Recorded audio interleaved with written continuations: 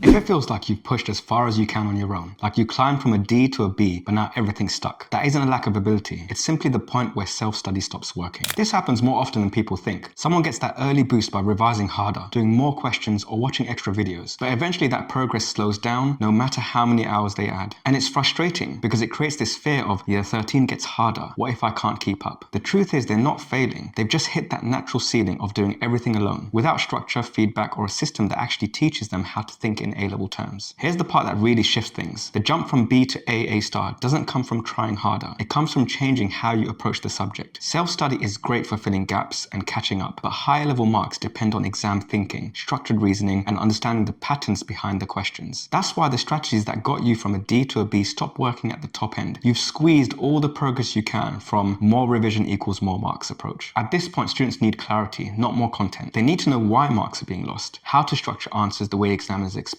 and how to stay consistent when the workload spikes in year 13. Once the guidance is in place, progress starts moving again, and the shift is fast because the student already proved they respond well to effort. They just need direction that matches the level they're aiming for. If you want to know exactly what's holding your teen at that B level ceiling and what needs to change for them to break into that AA star range, I offer a few free strategy sessions each month. Message me physics and I'll reserve a spot for you.